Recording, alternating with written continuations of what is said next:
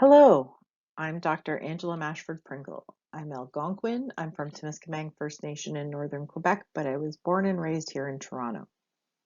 I'm an assistant professor and the associate director for the Waakapanas Bryce Institute for Indigenous Health at the Dalalana School of Public Health at the University of Toronto. I'm also the Indigenous Health Lead for the Dalalana School of Public Health and the program director for the MPH in Indigenous Health. So today let's talk a little bit about Jordan's Principle. So Jordan's Principle stems from what was included or not included in the treaty rights. So there's a little bit of difference between Indigenous and treaty rights that we need to talk about first.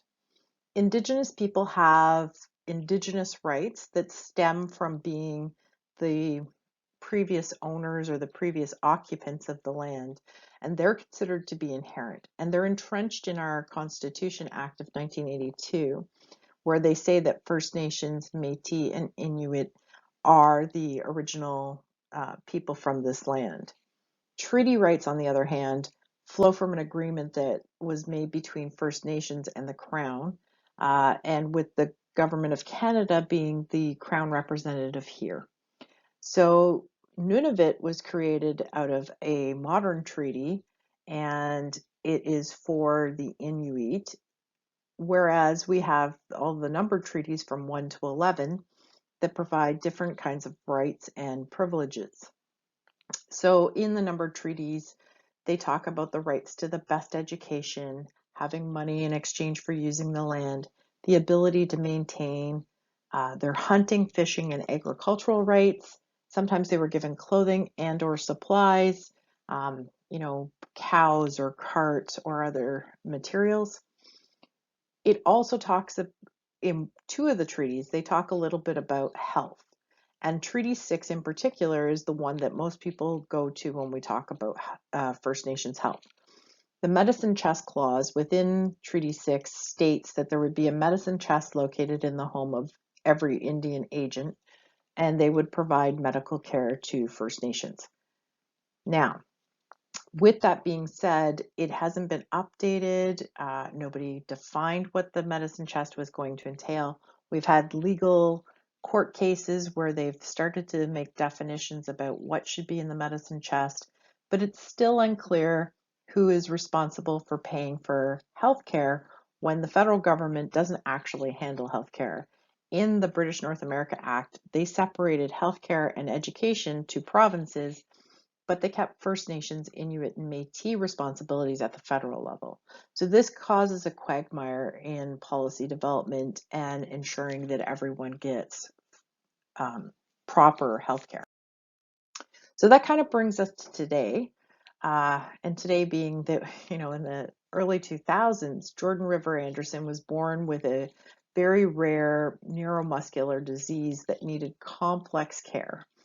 And he was born in Winnipeg and was there because that's where they could give him the most amount of care. But his parents wanted him to be able to go home. And the unfortunate part was he required specialized care. And the federal and provincial governments kept disagreeing about who was responsible for paying for Jordan's care and the daily needs, like things like a shower head or any kind of medicines that he would require.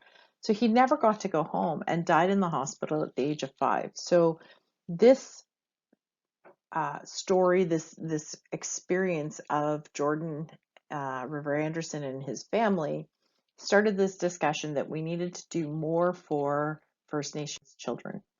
So Jordan's Principle is a legal requirement resulting from the orders of the Canadian Human Rights Tribunal. It's not a policy. It's not a program. It is something that is required of the federal government and the provincial governments to adhere to. So in other words, they have to, for all First Nations children, regardless of where they live, on or off reserve, applies to all government services for First Nations children. This is mental health, special education, dental services, early childhood services, physical therapy, speech therapy, and medical equipment. All of these things are under the federal government responsibility. However, All the governments are supposed to provide it and not limit children with disabilities so that they can get what they need in order for them to survive. And so part of Jordan's principle is also ensuring that when there's a request made, that it's immediately looked after, and that all the payments are done in behind the scenes, and it's not a burden to the family or to the child. And so requests are given in through providers, and then it's dealt with internally through a bureaucratic process. So how did this come about? Well, after Jordan's passing in 2005, we have an MP, Jean Crowder, who puts it forth as a private member's motion, and everyone in the House of Commons agrees.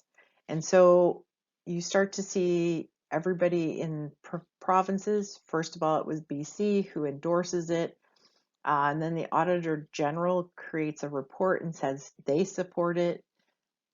INAC, which used to be Indigenous and Northern Affairs Canada, which is now Indigenous Services Canada, starts to document Jordan's principle and saying how it's going to be implemented within provinces and territories. And by 2016, the Canadian Human Rights Tribunal hears the case and announces that the funding must be put in place for Jordan's principle. And in 2017, the Canadian Human Rights Tribunal finds that the federal government hasn't continued to apply Jordan's principle, and they've narrowed the focus and denied First Nations children access to services.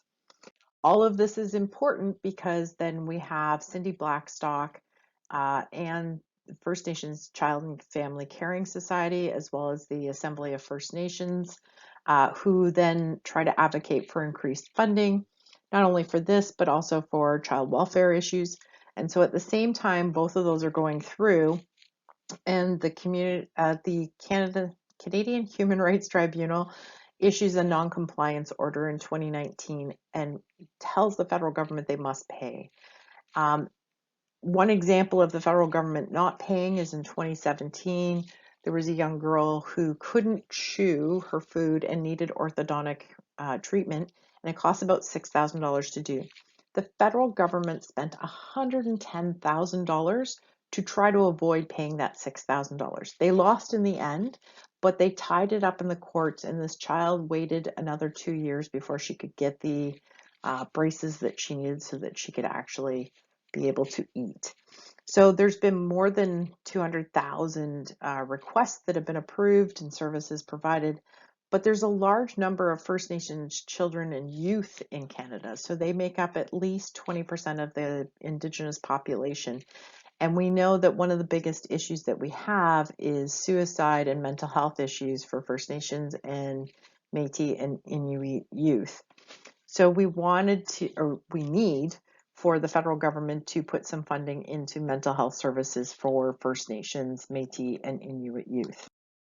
So often healthcare for First Nations, Métis, and Inuit can be complex, and specifically for First Nations people, where it's a treaty right that's embedded within Treaty 6. And so we know that there's broken promises and things don't get paid in the way that you'd want them to, or that services aren't always available. So it's important for the well-being of First Nations children and youth to get the kind of care that they require. However, there's a lot to do with funding in the background that we need to talk about, and that's where policy needs to take a big approach to this and make changes, not only to refresh the treaty rights, but to also ensure that healthcare is free and affordable and universal for everyone. As you can probably imagine, there is no healthcare in many of the First Nations communities that you would see in modern day towns and cities like Toronto or, Brantford. And so First Nations people don't get the same kind of care, and children and youth don't have the same access to things. So keep watching, and let's talk about some more of the issues later today.